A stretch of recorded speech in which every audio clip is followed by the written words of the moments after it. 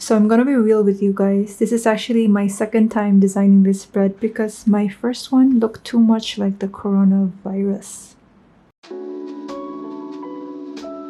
Hi everyone, welcome back to my channel. If you're new here, my name is Yani Datta and I design visual systems in my bullet journal. So in this video, I'm going to show you how I design a visual system to encourage myself to adopt healthier and more balanced eating habits following the plate method. And this is actually the first of a 3-part video series on health and fitness related spreads in my bullet journal. So if you're interested in that, make sure you're subscribed so you won't miss it. So first, a bit of background information on this video. I actually follow a ketogenic or low carb diet, or perhaps I should call it a lifestyle. I don't really believe in diets because they're not really sustainable for me in the long run.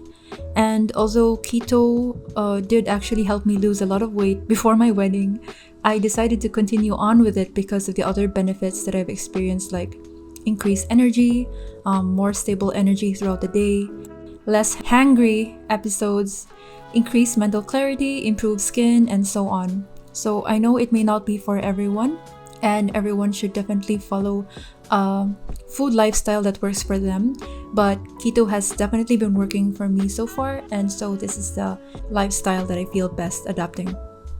But when I first started, I have to admit that it was quite challenging to strictly follow the rules in terms of counting and measuring macros like fat, protein, carbs, and so on. And I used to use an app to track my macros, but eventually I stopped doing that because I didn't really think that counting numbers is going to be sustainable in the long run, and my ultimate goal is to have a healthy relationship with food. So thinking too much about numbers, both in my food and also on the scale, is probably not going to help me achieve that goal. So instead, I decided to adopt the plate method to help me visually see what the equivalent quantities and proportions of those macros will look like on a plate according to the types of food that I usually like to eat. So for those of you who haven't heard of the plate method yet, it is actually a technique of dividing up your plate to enable you to measure out appropriate portion sizes of different foods so that you're getting enough of the needed nutrients.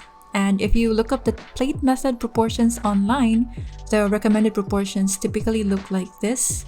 But in the case of keto, we actually eat the highest proportion of calories from fat while keeping our carbs to a really low count. But because these percentages are terms of calories and different foods have different caloric densities, it's very difficult for me to visualize and keep track of what like 25 grams of carbs look like. So just to give you an idea, 2 tablespoons olive oil vinaigrette on 5 cups of lettuce will already satisfy both my fat and carbs macros for a typical meal in a keto diet, even though all it looks like is a huge bowl of salad. Which brings me to my next point. By utilizing a plate method, not only will this give me a visual reference of the equivalent macros, but also allow me to design my plate in a way to ensure that I'll be eating the good kinds of carbs like from veggies and leafy greens, and also eating from healthy fat sources like from healthy oils, whole food sources, nuts, and fatty meats. So in the same way, whether you are vegan, vegetarian, paleo, or you just want to adopt healthier eating habits, you can adopt the plate method to what the ideal, healthy, and balanced plate would look like according to your lifestyle. So in my case, I have a budget of around 10 grams of net carbs per meal, so I would rather spend them eating leafy greens, veggies, and some fruit, nuts, etc., as opposed to squandering my carb budget on a few tablespoons of rice. And since I will most likely won't just be eating one type of vegetable, I will assume 2 helpings of different kinds of vegetables or vegetable dishes, depending on their carb density.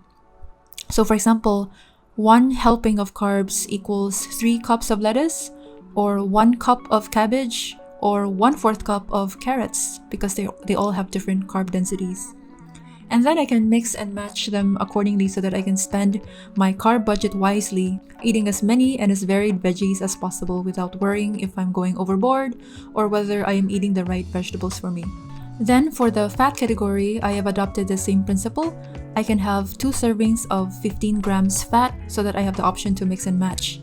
So I can get it either from half an avocado or 2 tablespoons of peanut butter or 1 tablespoon of olive oil. So that is why I have split this fat category into oils or liquids versus solids like cheese and avocado to make it easier to differentiate and to visually see the corresponding quantities.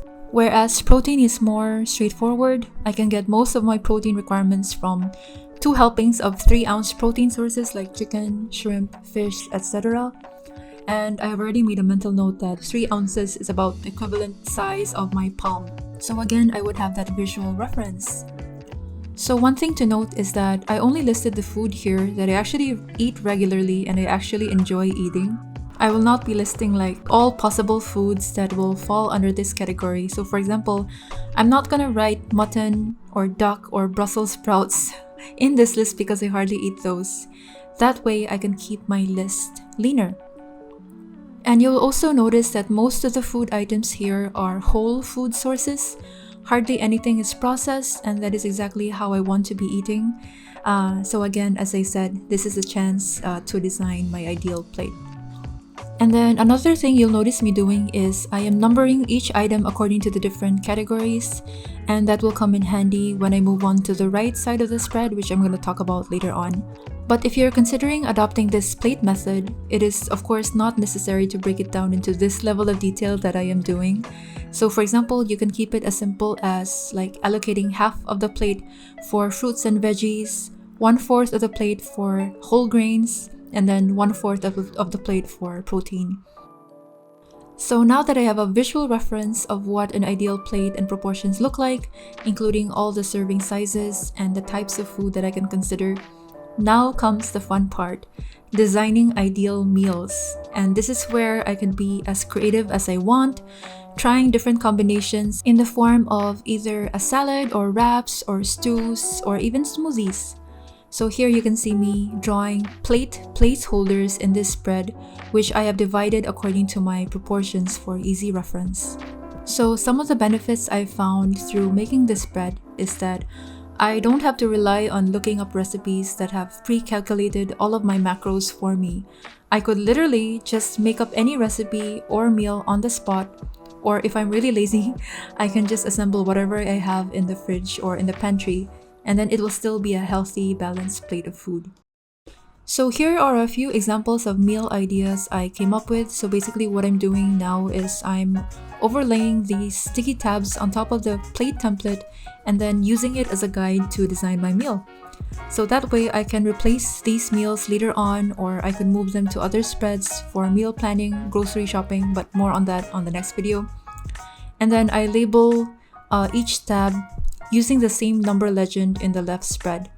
So anyway, here are the 3 sample meals I designed.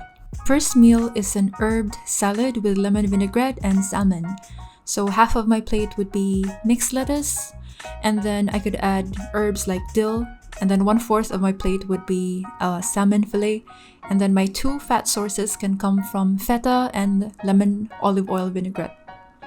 And then the next example is a fresh Vietnamese spring roll.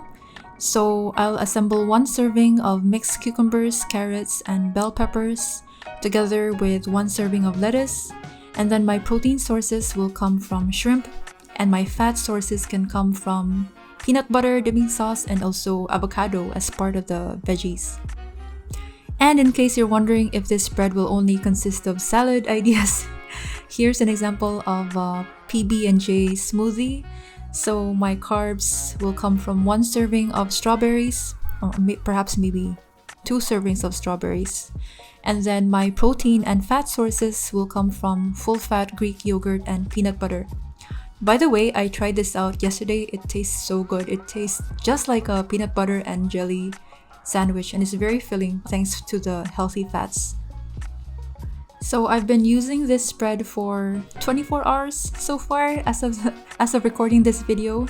Over time, I'm pretty sure I'm gonna get better at eyeballing serving sizes and helpings according to these food categories and according to the healthy food sources that I want to be eating more. And that is actually the desired outcome from this whole spread.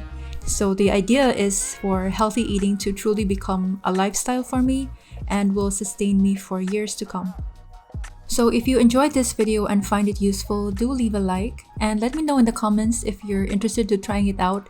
I'm actually really interested to hear from you on what your ideal plate would look like according to your ideal healthy dietary lifestyle. And then in the next video of this series, I'm going to show you my take on meal planning and grocery shopping using my bullet journal. So if you're not subscribed yet, make sure you hit the subscribe and bell button down below. Thanks again for watching. I'll see you in the next video. Take care, everyone.